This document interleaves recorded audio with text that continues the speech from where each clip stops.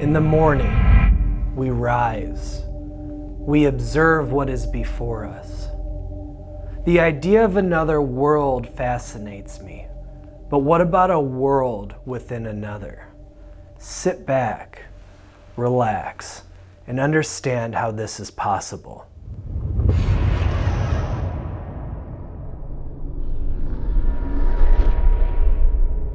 On this season of Afterlife Sessions, the Beattie Mansion was by far the largest location that we filmed at. It's 18,000 square feet of unknown territory. And there's only 3 of us, so we had a lot of square footage to cover for our investigation. We knew very little about this place. We knew that there were reports of activity, that it was a hotbed of local activity in its day. The concept of parallel universes is ideal for the Beattie Mansion because this place, when you walk inside, it's like stepping back in time. This building was home to so many families over so many years. But that's all we knew. Everything was completely unknown for us.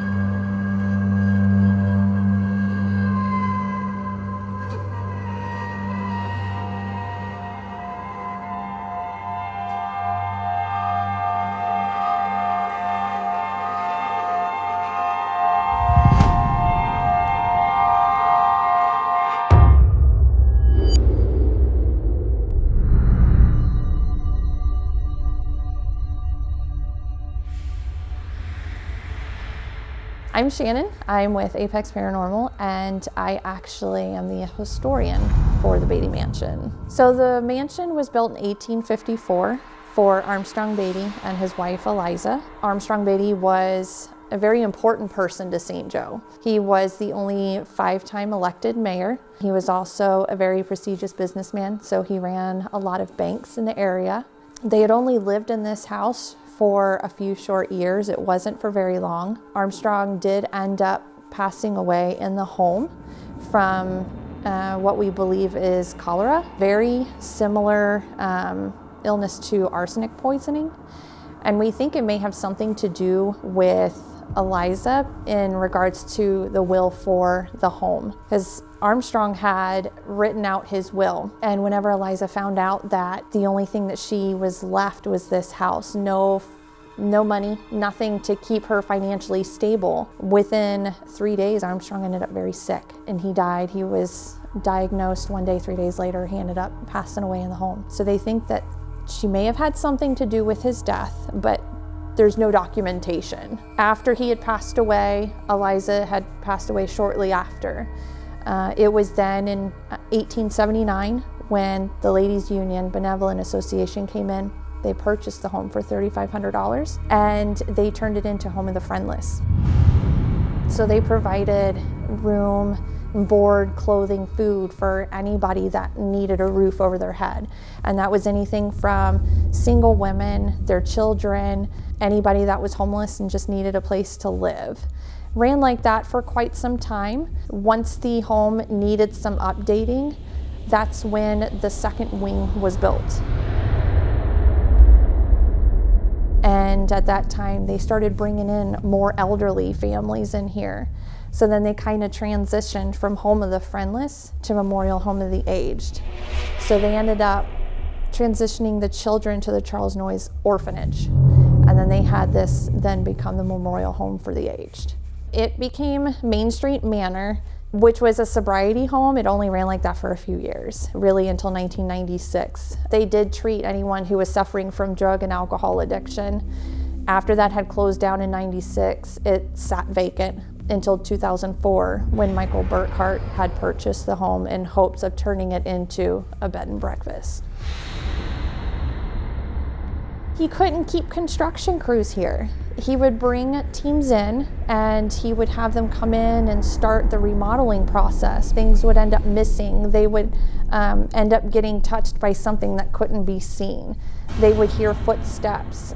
They would hear people talking. So they eventually left and they just never returned. Michael had even had some friends, his family, some caretakers that would stay here that would have all these anonymous things that would happen. They would hear music on one end of the house. They would hear yelling. One of the caretakers heard a butler saying, "I'll be right there, sir." So it was very difficult to keep anybody here to really bring this home back to what it used to be, but so much more for guests to come in and actually stay and take in the history, because no one can stay long enough to really put the repair that it needed. This mansion used to be home to so many people, and it used to be a place that a lot of family members would come and visit. So I don't think that it's a place where people used to live and had passed away here, but also a place where people used to come and visit. They have good memories here, they're gonna stay here. It also has a lot to do with a lot of things that still linger here. I mean, there's a lot of pictures, there's clothing from people who used to live here. It's home to them, and they don't really want to go anywhere else. So I think that's why, and I think there's a story here that many of them want to tell, but it's better to sit and listen than to force your questions in response for an answer. They want you to sit and hang out like you were visiting them, and not to come in and interrogate. And that's how a lot of these spirits in this house are. They don't want you to come in and rush. They want you to come in and hang out. You get a better response that way. Some of the activity can range from anything of hearing just minor footsteps to hearing screams and loud bangs, and even physical things happening to some of our guests here. But we do see quite a bit of shadow figures, tall ones, short ones. You'll hear children all the time laughing, running up and down the stairs in the hallway. The second floor is one of our highly active places. That's Eliza's area. That's where she guards, that's where she roams. She loves to look down the stairs. She doesn't like anyone in her area too often, so if she doesn't like you, she'll find a way to force you down the stairs. Another active area is definitely the kitchen. That's where you get a lot of shadow figures. Me personally, I think the kitchen is very active because it sits right above the basement.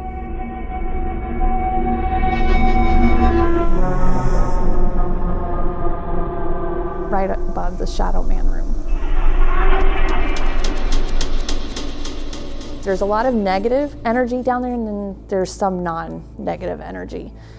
I guess it just really depends on who's in the home and what their energy is like, because your energy can interact and pull out other energies in the home. My brother used to say, well, what if we're ghosts?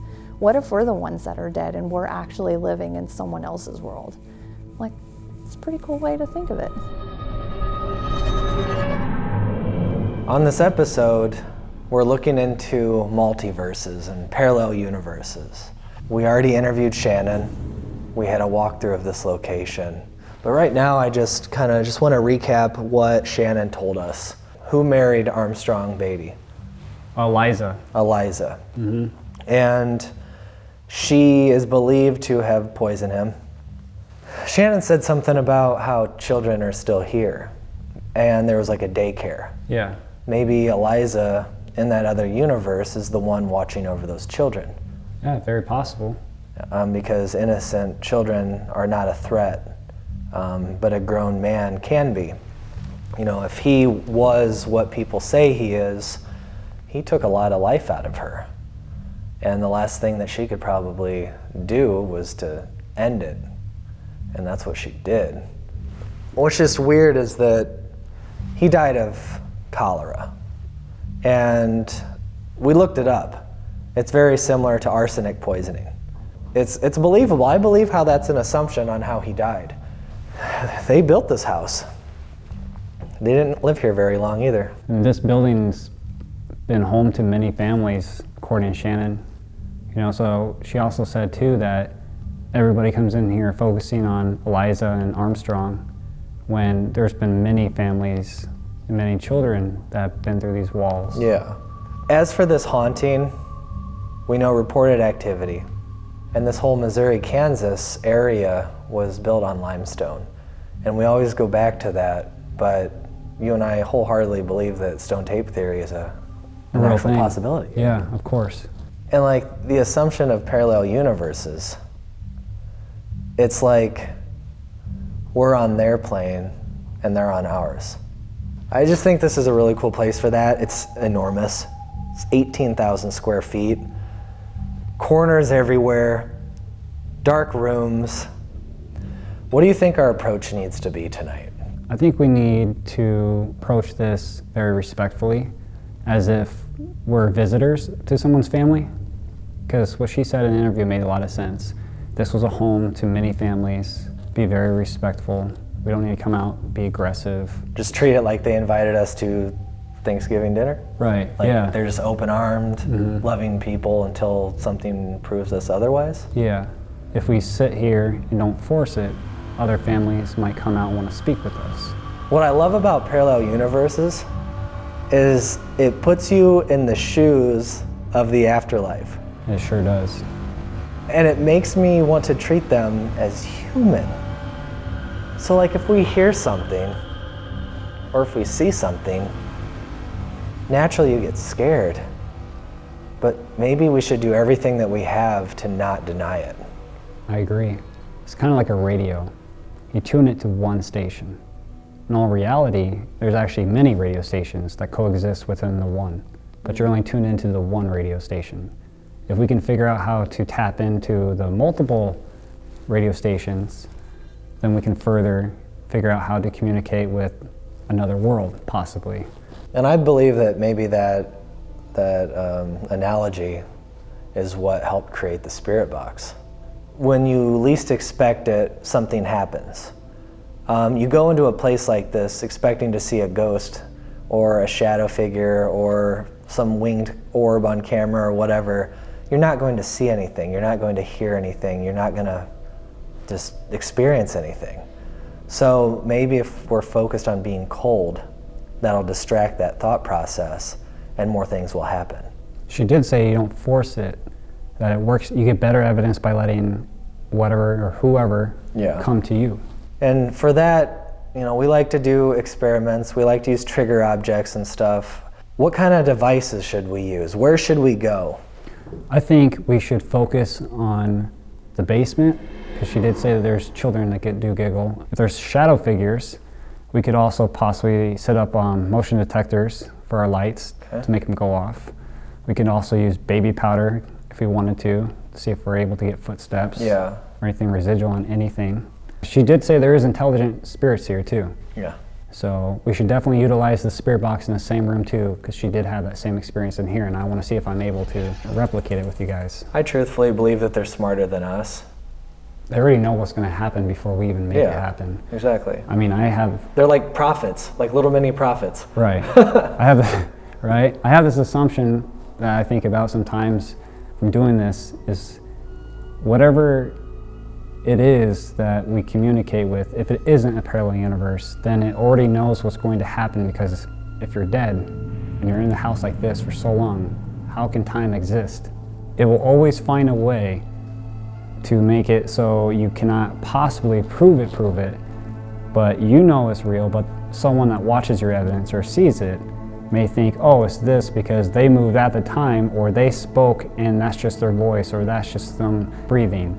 And in all reality, it could actually be spirits just trying to make it so they can hide their presence. Yeah. Do you have any final thoughts?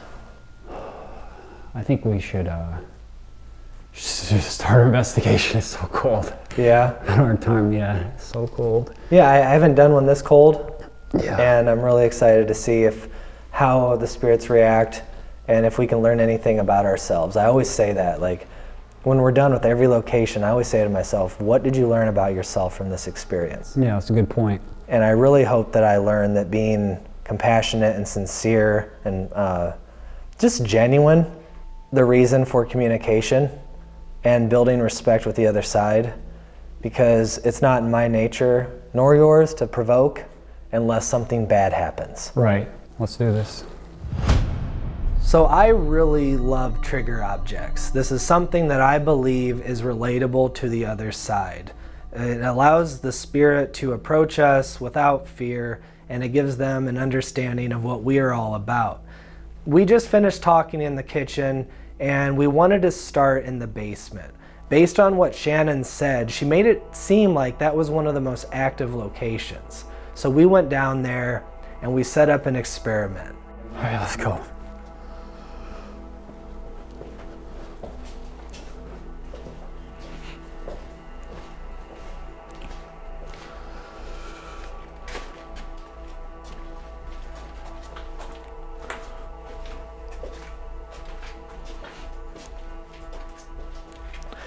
All right, so I'm gonna do it like right here, I think. I'm gonna have it face out this way.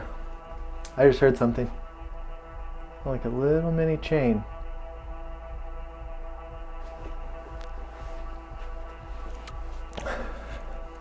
All right. So what I wanna do right now, guys, is an experiment. We're looking at 40 degrees right now. We've been in this building for close to 4 hours. I'm so cold that I'm like sweating. It's really strange. But we talk about parallel universes, and the basement is the former, what did she say, like daycare, nursery area where kids would just roam, and there are a ton of reports of just kids running up and down this hallway and laughing and giggling and sometimes even screaming. But I want to do something a little different and see if these little children are intelligent, if they are able to present themselves before our very eyes.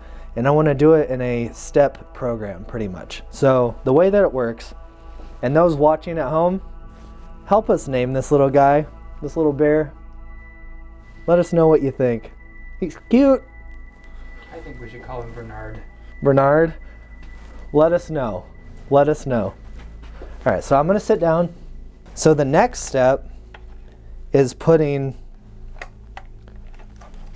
this REM pod, and what the REM pod does is it creates an EMF field, an electromagnetic field. So if something gets close to this, depending on how close it gets, it will light up to the degree of the energy that is being projected. So what I want to do is I want to face it towards us, okay? This way we can understand what is coming in our natural direction. So we put this down on the ground.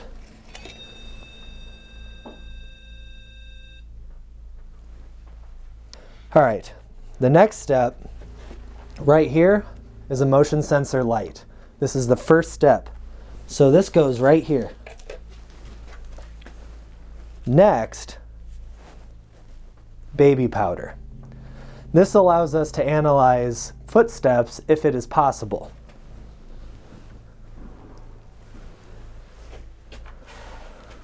And as you can see right here, we have the light sensor, the baby powder, the Mel meter, and the teddy bear. If there's a child down here, it's very possible that if it runs these halls, it'll trigger this system. I'm going to get out of the way of this light, and we will see what happens. At this time, our experiment is set up. We're underway. We're freezing. Nash is by me and Connor's on the other side of the hallway. And I simply ask, can you turn the light on? And stand where you're at, Connor, and let us know if you feel or see anything.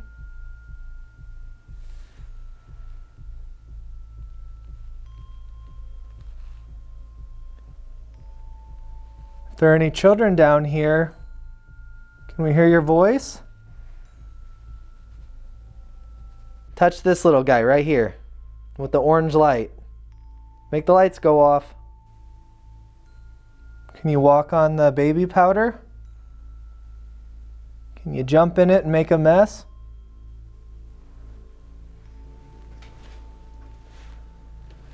Can you walk past me or Connor? What's going on? I thought I saw something on my right side. I don't want to be over here anymore. I don't want to be over there. I just saw something like right behind me. I don't want to be over here. I don't want to be over here. What'd you see? I'm down in the basement and Zach is doing the experiment with the teddy bear and I'm at the other end of the hallway. As I'm filming him, this white figure-like anomaly rushes up right behind me in the corner of my eye. It freaks me out. Can you walk towards us, please?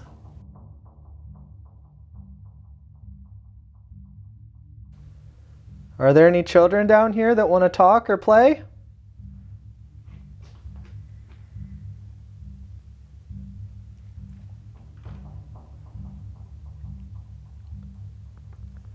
I don't expect footprints to show up right here. But I was hoping that if this light went off, we could at least get a response between one of these two. Because it's not a perfect sequence. It's just a series of events that can kind of help us validate the process of movement. We're in the basement. There's a long hallway. There was a children's nursery there. Kids would run up and down that hall all the time. Of course I'm going to go down there with a teddy bear. I just set up the light as a motion sensor. I needed to know that if a spirit could not manifest and walk in this powder, that it could definitely trigger this light. The temperature keeps fluctuating like 0.2, 0.6 degrees. Can you come play with the teddy bear with us? We don't want to hurt you, we just want to play. I want to share my toys. It went up to 1 when you said that. Oh, hello. And I just got a cool breeze on the right side of my body. Come on, come a little closer. Went off. That's about as far as you've been moving. Exactly. It's not setting it off. Yeah. And my flashlight's been on in the same direction and it's not going off.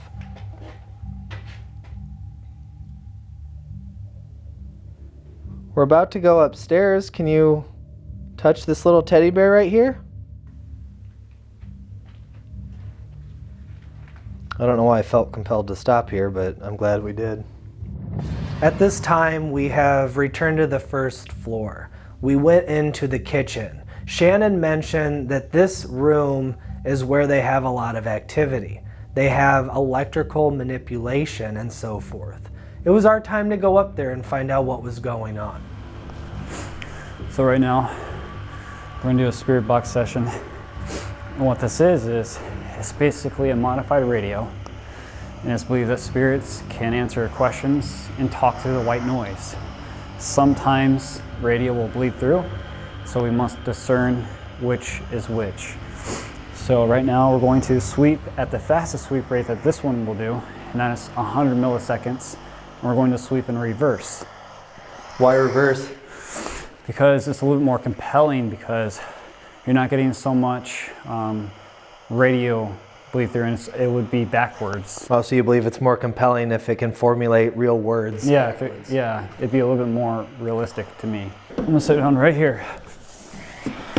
Maybe you can stand on that side and I'll stand on this side. So if you guys hear anything that I don't hear, let me know because I really feel like I'm in the Titanic water. Yeah, it's super frigid in here, man. All right, here we go. Just stay strong. Hello?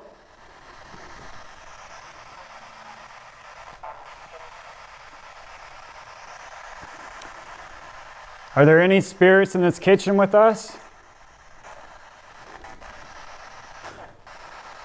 My name is Connor. May I know your name?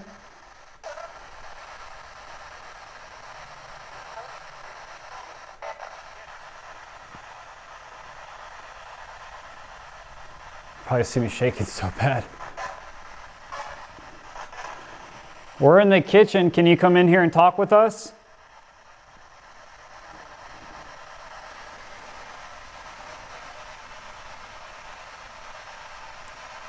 Can you even see us?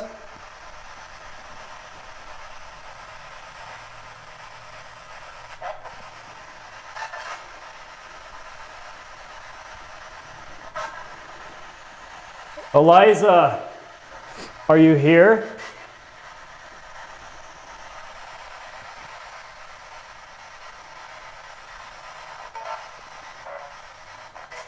Armstrong, are you here?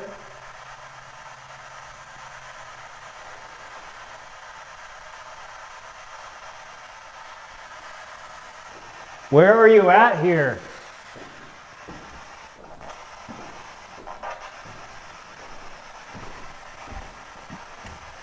Can you make a noise for one of us?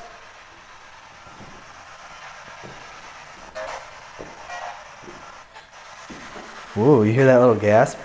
It was like a woman's voice almost.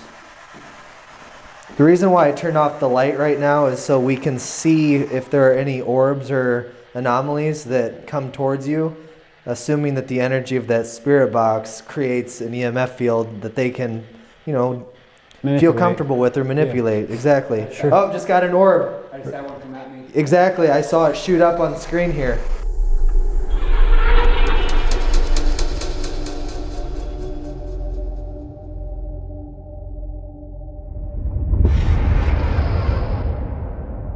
That's funny you're saying that, it happens. Yeah. Who was that Zach and Nash just saw? Can you tell me your name? Did you have good memories in this kitchen? I did not.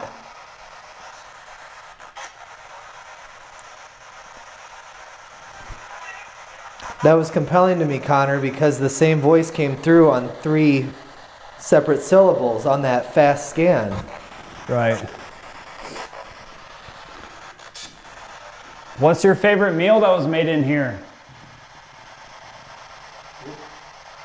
What? Huh? Got another orb? Are you next to me?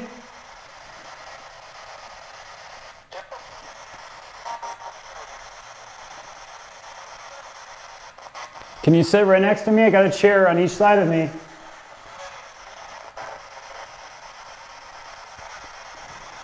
Let's talk. Is the butler here?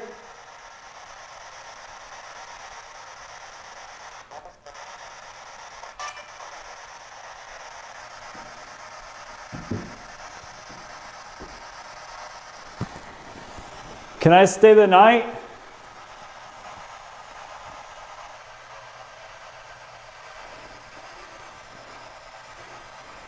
Man, I thought I got a whiff of something.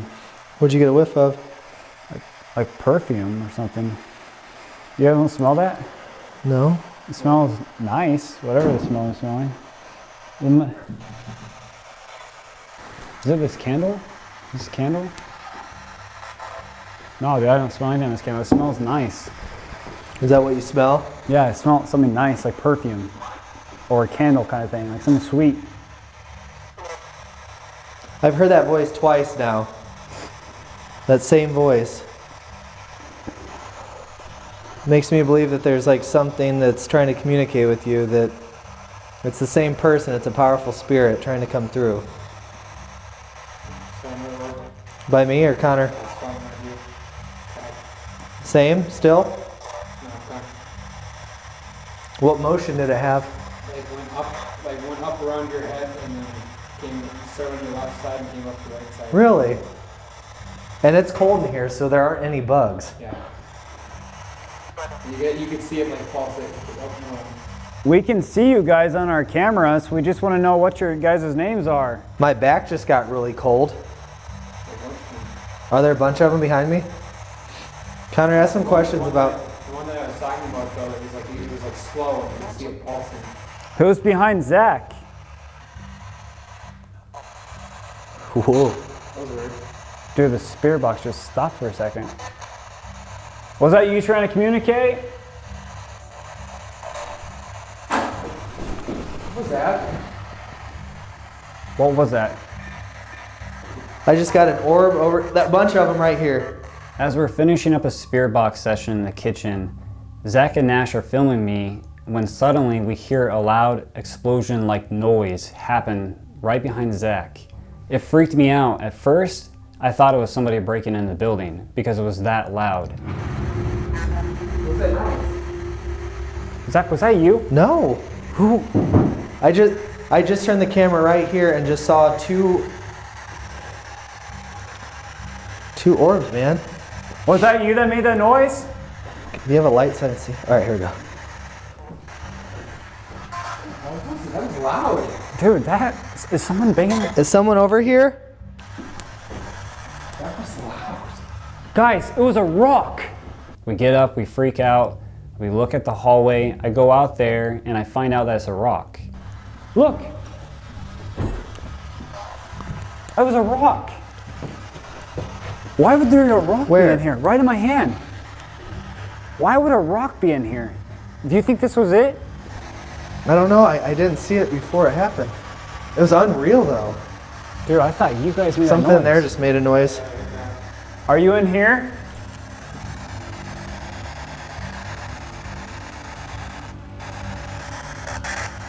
Are one of these your beds? Is somebody in here that isn't supposed to be in here? We'll call the cops. We're not joking. You better come out right now. Is there someone in this building? Liza, is that you that made that noise? Orb. Where? Look at that. We're just in the entryway here, and we heard a noise in this side room. There's a bunch of mattresses or springs or something in there, and we kind of ignore it and put it off to the side. And Connor gets the courage to walk forward towards the staircase, and he mentions Eliza. Liza, is that you that made that noise? We spent time on the second floor trying to communicate with her. Shannon said that Eliza is very protective and she just paces up there. As Connor is trying to talk to her, this orb comes down from the second floor and goes right into the room where we heard the noise. Where? Oh my God, dude. Where, bro? It was like next to you, and it was really slow, and it took its time into the wall. Who was that?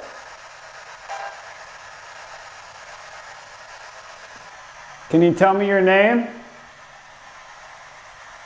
Another one. I want to properly address you. A lot of energy here. Said, hey. Yeah, it did. Hello. It's like, Everyone say hi. he said, hey. Hello. Hi. So it's the end of the night, and we wanted to wrap up our investigation. But before we did, we wanted to do one down in the Shadowman room, which is down in the basement. We've been doing this investigation for hours now, and we just had amazing evidence up in the kitchen. We were seeing those anomalies appear on camera. So we wanted to do the spirit box in the Shadowman room and try to get one of those shadows or entity in that room to touch our teddy bear with a light. Can you please touch the teddy bear?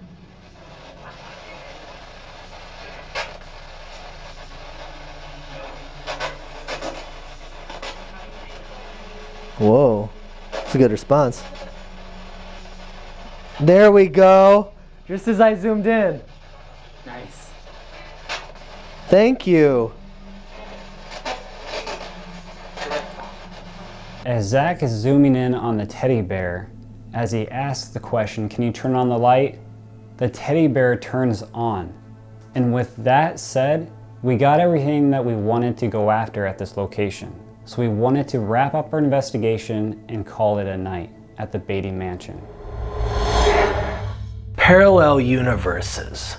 Could this be linked to out-of-body experiences, dreams, God, or the afterlife?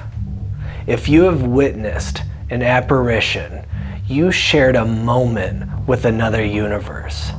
Together, we can turn this assumption into theory. Parallel universes is an extension of many hypothetical beliefs based on physics. Until now, have you heard of quantum mechanics, multiverses, parallel universes, or the many worlds interpretation? To understand this, we must dive into how this works. Quantum physics, also known as quantum mechanics, is a fundamental theory in physics that examines the smallest particles and energies discovered in nature. What makes these particles so unique is that they behave very differently than what we normally think of as matter, such as a rock or a tree. One of the attributes of quantum physics that is most interesting is that it proves atoms are influenced by each other without being in direct or physical contact with the other. There is an energy that is not seen, yet can be physically detected by the behavior of another atom. What this means is that our thoughts are energy and can alter the behavior of our cells and actually override their predisposition of behavior. Have you ever heard that if you speak kindly to plants, they will grow? Maybe our sincere behavior stimulates these atoms. Maybe who we are in life is who we become in the afterlife, simply based on past behavior. Think of empathy and empaths. Creatures of life that are highly sensitive and tuned into emotions of oneself and others' being. Essentially, it's the capacity to feel what another is experiencing within their vessel. Like the plant reference, the behavior affects those who feel and absorb beyond expectations. Atoms bounce around and can quite possibly become the behavior, the shape of what the other is feeling. The only difference is that we cannot see this moment under a microscope. Sadly, empaths often experience stress, panic attacks, depression, fatigue, and addiction. This phenomenon affects our biochemistry in a negative manner, also one that projects onto the world. The emotion never stops, and neither do the effects of atomic chaos. As for the afterlife and the true sense of parallel universes, we must focus on ourselves for a minute. Inside this vessel, we have a ticking, beating heart. My biggest question is that if energy has always been, how is it possible to function on this phantom energy that propels our heart? Why do some people lack electrical function and experience cardiac arrest? If we are the same, based on structure and atoms, how is this possible? We are born with consciousness, but lack awareness until we comprehend a fraction of our reality. Although parallel universes are known as alternate universes, we just may have a different perception within our form of energy at this current time. When Einstein said that energy cannot be created nor destroyed, this caused an effect in the universe.